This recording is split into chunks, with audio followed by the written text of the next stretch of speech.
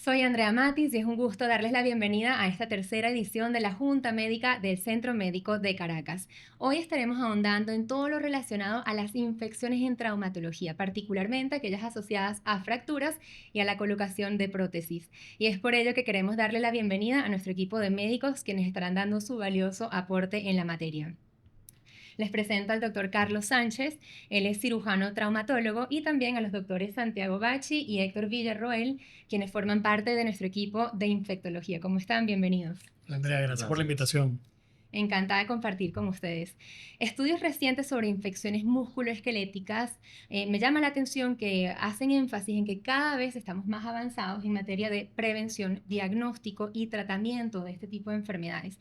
Por eso me encantaría comenzar hablando, bueno, por supuesto, qué son estas infecciones y cuáles son esos factores de riesgo más comunes. Empezamos con usted, doctor Sánchez. No hay problema, Andrea. Definitivamente el tema de las infecciones asociadas a cirugía ortopédica es un tema súper importante del cual se está hablando mucho, no solo a nivel nacional, sino internacional.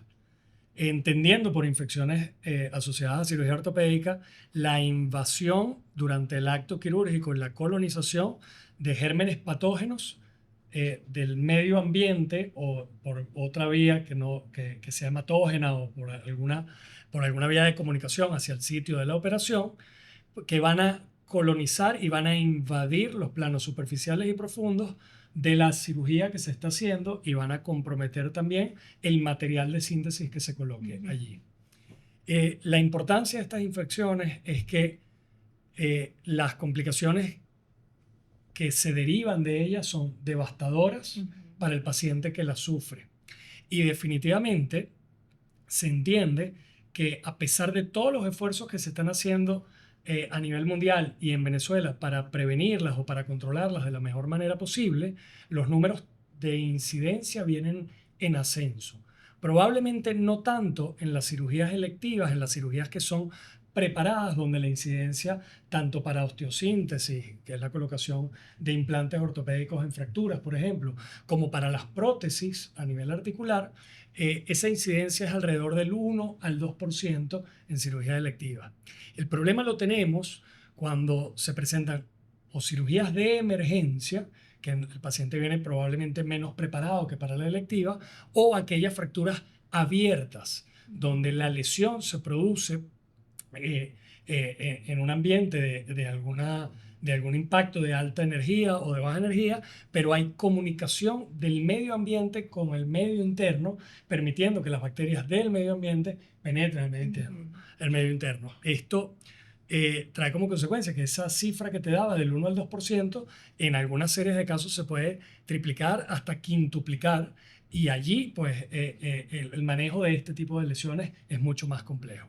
En términos de la prevención, bueno, yo creo que los doctores nos pueden ayudar para hablar un poco de esto. Hay cosas que podemos hacer antes de las intervenciones, durante y después, pero podemos irlo tocando en A los lo siguientes largo de temas. esta junta médica, claro que sí. Hablemos, como en toda patología, la importancia de la detección temprana. Doctor Bachi, ¿cuáles son esas técnicas de diagnóstico con las que cuentan los doctores hoy en día para descubrir a tiempo que en efecto se trata de una infección? Sí.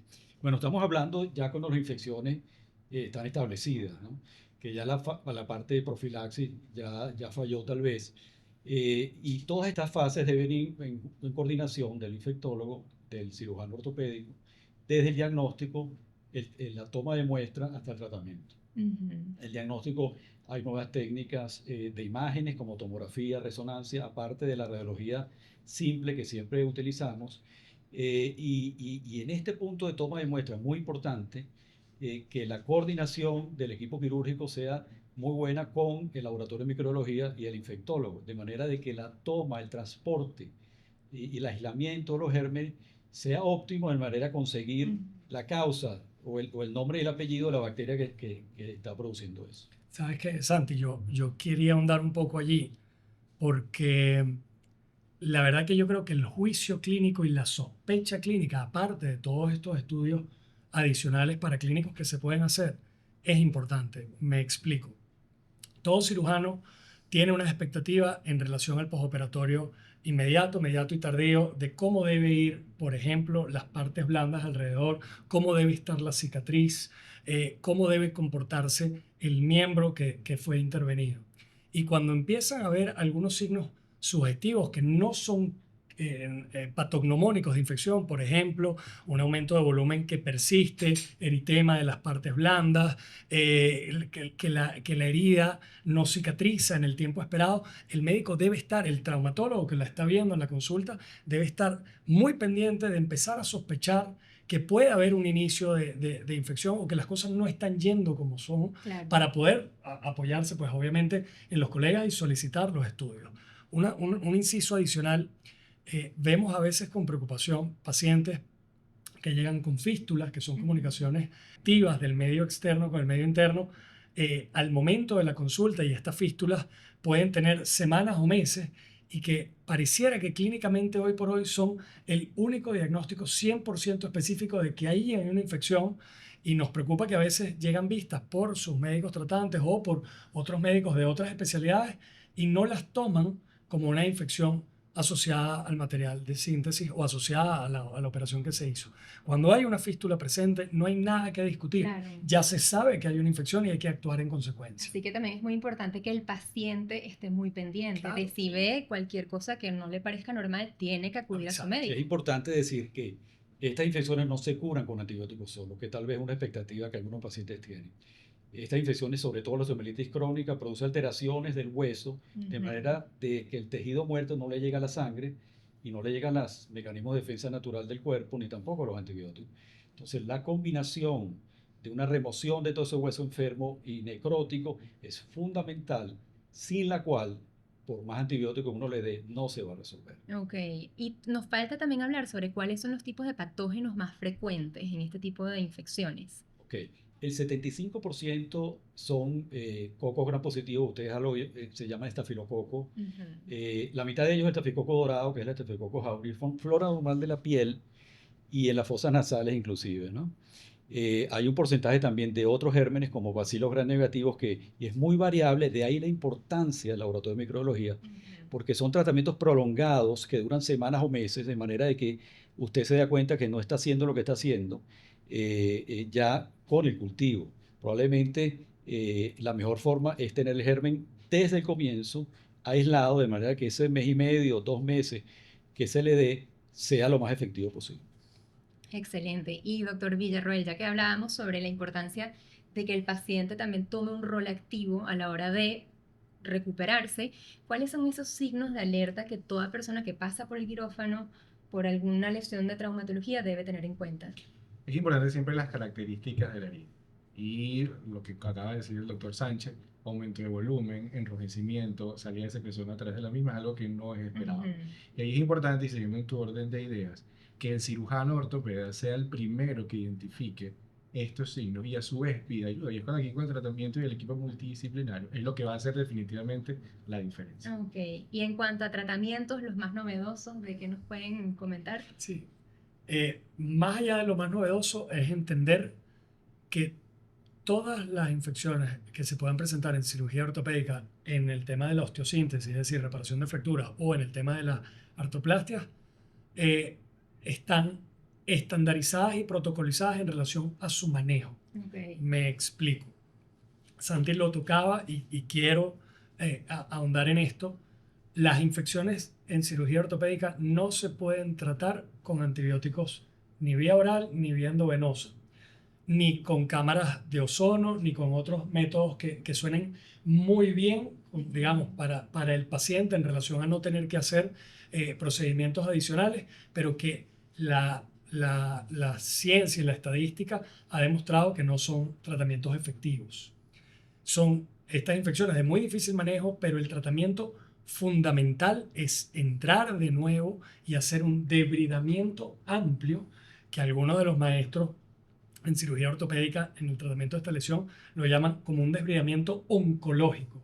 Okay. Cualquier bacteria que esté metida o colonizando o anidando y haciendo vida en un hueso tiene una protección y una coraza perfecta para poder subsistir por larguísimos periodos sin ser afectada por el tratamiento antibiótico. Y cualquier bacteria que esté en contacto con el material de síntesis, de esto podemos hablar un poquito más adelante, puede llegar con el tiempo necesario a producir uno de nuestros grandísimos enemigos, que es el biofilm, que es una membrana de interrelación y de comunicación entre las bacterias que las ayuda a defenderse de los mecanismos naturales del cuerpo humano que las están atacando y de los antibióticos. Entonces, si no se debrida, si no se quita todo el hueso, tejido muscular blando y aledaños que estén contaminados, que estén invadidos por bacterias, poco va a poder ayudar la parte del antibiótico. Y creo haber escuchado que estuvo hablando sobre la estrategia DAIR junto antes de esta junta. ¿En qué consiste? Fíjate, es importante clasificar un poquito las infecciones, ¿no? Ok. Hay infecciones agudas o tempranas, que son aquellas que ocurren en las primeras 4 semanas después de la cirugía, y hay infecciones que son tardías o crónicas que ocurren a partir de la 4ª semana. Dependiendo en qué momento estemos, el tratamiento va a ser algo diferente. Ujú. Cuando hablamos de infecciones agudas o tempranas, el DAIR o el debridamiento y retención de implantes, por sus siglas en inglés, lo que implica es hacer una limpieza quirúrgica, mantener la prótesis, retirar o recambiar las partes móviles, tomar cultivo y posteriormente indicar tratamiento antibiótico en base a ese resultado. Eso es cuando estamos hablando de infecciones agudas. Cuando hablamos de infecciones crónicas o tardías, usamos una estrategia que se llama el recambio en 2 tiempos. Es decir, en un primer tiempo se retira la prótesis, se hace un debridamiento y una limpieza y se coloca un espaciador. Ok. Como su mismo nombre lo dice, va a mantener el espacio que va a ocupar la nueva prótesis. En base a los resultados de los cultivos, nosotros indicamos tratamientos que hoy en día es por 12 semanas, está bien estandarizado. Y posteriormente se procede a la implantación de una nueva prótesis. Si todo viene bien. Si Claro. todo viene con un seguimiento clínico y con un seguimiento paraclínico a través de lo que son restantes de fase aguda, como hebra de velocidad de segmentación globular y proteína C reactiva específicamente, además de las características clínicas de la herida como tal. Y existe también una estrategia que es el recambio en un solo tiempo, pero que son en casos muy bien definidos, cuando son gérmenes de baja virulencia, en el cual tú agarras y retiras la prótesis y haces un debridamiento quirúrgico, tomas cultivo y colocas una prótesis definitiva en el mismo tiempo de la cirugía. Cada una de estas estrategias tiene sus indicaciones. Y la otra parte importante es el tratamiento con antibióticos. El tratamiento con antibiótico, inicialmente damos tratamiento endovenoso ajustado a los cultivos, y si el cultivo lo permite, en algún momento del tratamiento podemos hacer un switch a vía oral. Hoy en día hay evidencia científica que respalda lo que es el switch de tratamiento endovenoso a vía oral en cirugía ortopédica. Como ves, no es un tratamiento solamente médico, como dijo el doctor Bachi, sino también quirúrgico. Ninguno de los dos trabaja por separado. Si alguno de los dos no hace las cosas bien, no va a ir las cosas bien. Si el ortopeda no hace una limpieza quirúrgica adecuada, el antibiótico no va a hacer su trabajo y viceversa. Por eso es tan importante un trabajo en equipo. Sí, un claro. es equipo importante multidisciplinario. insistir que en este tipo de infecciones no hay atajos, no hay vías más cortas, que es lo que pide muchas veces el paciente, resolver en forma rápida. Las infecciones crónicas del hueso han sido llamadas la némesis o la venganza del traumatólogo, por lo que seguir todos estos pasos que hemos conversado de la mejor forma nos asegura un porcentaje alto de infección. Si no se siguen estos pasos, probablemente entramos en un sufrimiento crónico que no se justifica. Totalmente. ¿Y cómo hacemos con el caso de las infecciones que son resistentes a los antibióticos? Que hemos ahondado un poco en que existen también con mucha frecuencia. ¿Qué se hace con esos pacientes? Sí, pregunta es importantísima porque una de las razones de tomar cultivos en forma precoz es detectar exactamente estos microorganismos que no son sensibles a los antibióticos más comúnmente usados, ¿no? Inclusive, si el paciente no va bien, algunas bacterias desarrollan resistencia durante el tratamiento. Por eso, el seguimiento continuo del paciente es lo que asegura un final feliz para esta infección. Es importante también destacar que para poder lograr este objetivo tenemos que contar con un laboratorio de microbiología adecuado, de punta, actualizado, y con un equipo y con un personal que esté capacitado para identificar no solamente la bacteria, sino los mecanismos de resistencia. Hoy en día contamos con un arsenal terapéutico bastante amplio que nos va a permitir tratar estas infecciones, pero si la identificación del germen desde el principio es errado, no va a ir bien. Es por eso que es importante el laboratorio de microbiología y su personal. Sí, te decía que una de las cosas en las que quiero hacer mayor énfasis en relación a la resistencia bacteriana es que a veces el mismo cirujano ortopedista traumatólogo es culpable o copartícipe de que esa bacteria se haga resistente porque considera que él es capaz de tratarla al momento de empezar a observar síntomas clínicos y siempre existe la tentación de vamos a mandarle un poquito de antibiótico a esa herida que no me está gustando. Vamos a mandarle un poquito más de antibiótico a esa herida que me está supurando parcialmente. Y eso, a la larga, es tan malo como correr la arruga de cualquier problema que tú puedas tener, porque puedes indicar un antibiótico que no es el correcto, que ustedes lo saben bien porque no tenemos al patógeno aislado, y puedes hacer que ese patógeno genere mecanismos de protección y de resistencia que al final les van a hacer el trabajo mucho más Sí. complicado a los Este punto es muy importante y muchos pacientes ya vienen con osteomielitis crónica, con antibióticos de semanas, inclusive tratando de curar una infección que tú sabes muy bien que es remover todo el tejido necrótico. Correcto. Ese tratamiento prolongado previo a la consulta también incide en la resistencia de las bacterias. De acuerdo. Y seguramente pasa porque el paciente está tratando a toda costa de revertir, ¿no? Esos síntomas y le tiene pánico a entrar nuevamente al quirófano. ¿Podría ser? Creo que lo dijo Santi perfectamente bien y no hay atajos. No hay atajos. Te decía que todo esto está estandarizado. Ujú. Si nosotros logramos hacer un diagnóstico precoz, si a usted como paciente que tiene una infección le diagnostican precozmente, su infección debe seguir un protocolo. Si su diagnóstico fue tardío o tiene una infección crónica, usted debe seguir otro protocolo, pero definitivamente la única manera de poder predecir resultados y llevar a los pacientes a buen puerto es seguir los protocolos. Hablemos entonces sobre las medidas que hay que tomar antes de la cirugía, durante y después para evitar cualquier tipo de infecciones musculoesqueléticas. ¿Te parece que Héctor te hable del Perfecto. del antes y yo del durante? Es Perfecto. importante destacar que estas son cirugías electivas, ¿no? Cuando estamos hablando de reemplazos articulares. Es decir, son cirugías que se planifiquen. Hay muchas cosas que nosotros podemos hacer previo a la cirugía para tratar de disminuir las probabilidades de algún tipo de complicación. A veces complicaciones médicas y, como bien dijo el doctor Sánchez al principio, las complicaciones infecciosas quizás son las más temidas. Entonces nosotros desde el preoperatorio, nosotros interrogamos a los pacientes cuáles son los principales factores de riesgo: obesidad, hipertensión, diabetes o alguna enfermedad crónica. A su vez, el uso previo de antibióticos, cosa que a veces pasa desapercibido. Pero está más que claro que el uso previo de antibióticos, 90 días previos a una cirugía, puede aumentar el riesgo de infecciones por gérmenes multiresistentes. Esto a su vez nos va a llevar a nosotros que la profilaxis de antibióticos que vamos a usar durante la cirugía sea diferente, tenga un toque diferente. A su vez, hay protocolos, como bien dijo Carlos, que están estandarizados. Por ejemplo, la evaluación odontológica previo a la cirugía, lo que son exámenes de orina y urocultivos previo a la cirugía, y por supuesto tratar de identificar si hay algún foco infeccioso que pueda eventualmente complicar la cirugía como tal. A su vez, hay otras características más intraoperatorias que bien pudieran ayudarnos en este caso. Sí, parece mentira, pero la cantidad de factores que están interactuando durante un quirófano al momento de una intervención son fundamentales para poder prevenir una infección intraoperatoria. Y te voy a nombrar algunos importantísimos. Está completamente demostrado que el tiempo quirúrgico influye. Cirugías menores de 3 horas tienen una tasa insignificante de complicaciones relacionadas con infecciones en comparación con cirugías mayores de 3 horas. Okay. La técnica quirúrgica, la técnica del cirujano, que sea limpio en su abordaje, que vaya cauterizando adecuadamente por planos, que sea limpio en el manejo de partes blandas, que no haga maniobras extraordinarias que distiendan los tejidos o desgarren los tejidos, también es importante en la prevención de infecciones. El antibiótico profiláctico hoy por hoy es uno de los ítems que no debe pasarse por alto antes de ninguna cirugía electiva y no debe cumplirse mucho antes de media hora antes de una cirugía. Es decir, no sirve colocar el antibiótico endovenoso y que por alguna razón se retrasó el quirófano, el paciente no entró y la cirugía se hizo 2 horas después, ya no está cumpliendo la función. Tú necesitas altas concentraciones sanguíneas de antibiótico durante el procedimiento, e inclusive antes de colocar el torniquete, si es que se utiliza, aunque cada vez vamos usándolo menos, para prevenir.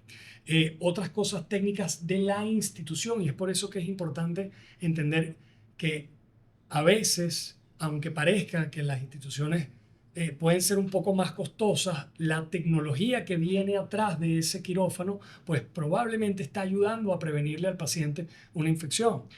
Quirófanos adecuados con características arquitectónicas donde no haya esquinas es importante, con flujo laminar en el aire acondicionado, donde haya protocolos que se sigan de esterilización con máquinas fiables y adecuadas para esto, que sean revisadas y que sean recambiadas en el momento correcto para prevenir que los materiales lleguen impolutos e impecables y estériles a quirófano, el entrenamiento del personal de enfermería dentro de quirófano, el entrenamiento del personal de enfermería fuera de quirófano que sabe que no puede venir a invadir un área quirúrgica donde se está realizando un procedimiento de reemplazo porque va a alterar este ecosistema perfecto que se quiere para tratar de prevenirle al paciente y bueno, obviamente una infección y obviamente el manejo muy cercano con anestesiología, con el anestesiólogo que nos está acompañando en esa intervención donde el paciente debe estar adecuadamente perfundido, no debe estar deshidratado, debe estar adecuadamente monitorizado para que todos los factores fisiológicos que él pueda controlar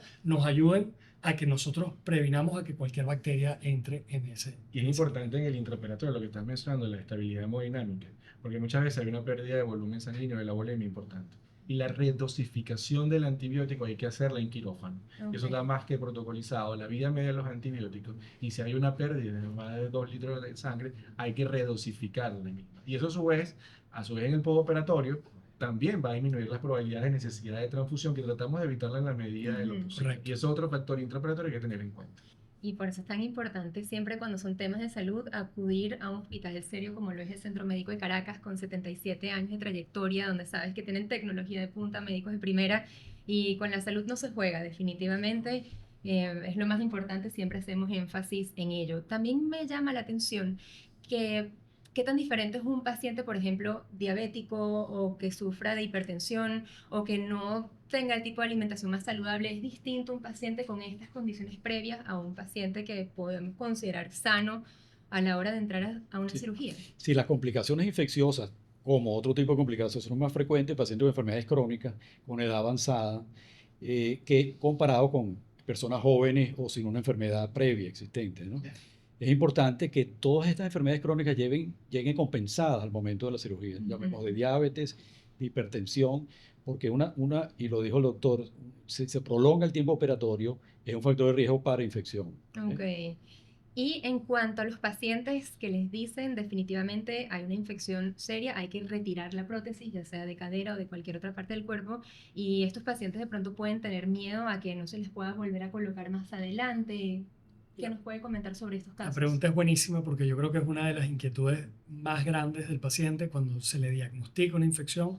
Doctor, sálveme la prótesis. Doctor, voy a perder la prótesis. Bueno, obviamente, ya con el diagnóstico realizado y dependiendo del germen patógeno, puede existir, como mencionaba Héctor, la posibilidad de tener que hacer un recambio en 2 tiempos o en un tiempo. Había unos maestros y es del conocimiento popular de los traumatólogos probablemente de otra época que la osteomelitis o que las infecciones articulares o las infecciones óseas no se curan. Yo no estoy de acuerdo, yo soy creyente de que haciendo las cosas bien hay suficiente evidencia científica para entender que sí se pueden curar y a veces, según el protocolo que te toque, puede haber la necesidad de retirar esa prótesis que es tan valiosa con los costos adicionales y con el sufrimiento emocional que eso puede conllevar. Pero si uno hace las cosas bien y retiras la prótesis y cumples tu protocolo de manera impecable, haciendo caso a todas las recomendaciones que nos den los infectólogos para ese momento, tú puedes estar seguro de que si las condiciones están dadas, se te puede volver a reimplantar y volver a tener tu prótesis, obviamente, con otras características adicionales según sea el caso, pero que te pueda dar la calidad de vida que tanto estabas esperando de la primera. Las complicaciones infecciosas pueden pasar. El problema pasa por retrasar el diagnóstico y por no hacer los tratamientos que venimos hablando adecuadamente. Mientras el diagnóstico sea más temprano, las posibilidades de poder retener esa prótesis son más altas. Así que, Y quizás desde el punto de vista conceptual es importante tener en cuenta que siempre las infecciones están dentro de la lista de complicaciones de cualquier procedimiento que se haga. ¿Qué es lo importante? Que no veamos ninguno del equipo médico las infecciones como un fracaso, sino que se vea como una complicación que está descrita y que tenemos que atacarla a tiempo y que puede resolverse. Lo importante no es salvar la prótesis, lo importante es que el paciente sea un paciente funcional y que tenga calidad de vida. Claro. Cuando uno tiene ese enfoque, tu tratamiento va a cambiar. Así que diagnóstico oportuno y tratamiento sin atajos es la clave del éxito definitivamente, además de estar en un hospital serio una vez más. Por eso siempre hacemos alusión de que pensar en salud es pensar en el Centro Médico de Caracas. Y aprovecho para preguntarles a ustedes como doctores, ¿qué se siente trabajar en esta institución? No sé quién quiere empezar. Sí, bueno, yo no quiero terminar esta conversación sin hacer un comentario sobre la tradición en el Centro Médico de Caracas de la especialidad que tenemos los dos de enfermedades infecciosas. Esta especialidad es relativamente nueva y tres médicos en la década de los 80 trajeron una infectología de vanguardia, que fueron el doctor Guzmán Blanco, el doctor Murillo y el doctor Isturiz, que una especialidad que casi no se conocía en el país. Nosotros somos producto de eso. Nosotros hicimos el posgrado ahí y me siento orgulloso de decirlo, que tratamos de seguir los estándares de excelencia que ellos nos enseñaron. Como bien dice Santiago, a nosotros nos ha tocado heredar un legado que tiene más de 40 años en el país y 77 años en la institución, como tú bien mencionabas. A nosotros esta generación de relevo es la que nos toca mantener esa visión y esa armonía y ese trabajo en equipo que desde pequeños nos han inculcado, por decirlo de alguna manera, y que hoy en día tenemos que transmitir a todos los que van a venir detrás y mantener esa disciplina de trabajo. Qué bonitas palabras, definitivamente 100% de acuerdo. Solamente agregar que desde el punto de vista del cirujano, la tranquilidad de poder trabajar en una institución como esta, que te permite hacer equipo con un grupo de infectología tan maravilloso y tan preparado y tan asertivo, es invaluable. Nosotros, los cirujanos ortopedistas, yo creo que estamos bastante más tranquilos sabiendo que tenemos el equipo de la mano de los infectólogos que si no lo tuviéramos. Muchísimas gracias a los tres por acompañarnos en esta junta médica. Creo que fue bastante fructífera. Seguramente quedan dudas, así que la invitación es a que ustedes que nos están viendo las dejen en los comentarios. Trataremos de contestarlas por esa vía o, por qué no, hacer la segunda parte de este mismo tema, ¿no? Siento que siempre hay más que se pueda informar a la audiencia. Nos acompañan el doctor Carlos Sánchez, cirujano traumatólogo, y los doctores Santiago Bachi y Héctor Villarroel, quienes son médicos infectólogos del Centro Médico de Caracas. Muchísimas gracias por su sintonía. Recuerden seguirnos en todas las redes sociales, @Centro Médico CCS en Instagram, aquí igual se las dejamos al fondo de la pantalla, y suscribirse a nuestro canal de YouTube. Seguiremos trayendo información valiosísima relacionada al mundo de la salud, siempre pensando en el bienestar de cada uno de ustedes. Soy Andrea Matis, ya será hasta la próxima junta médica del Centro Médico de Caracas.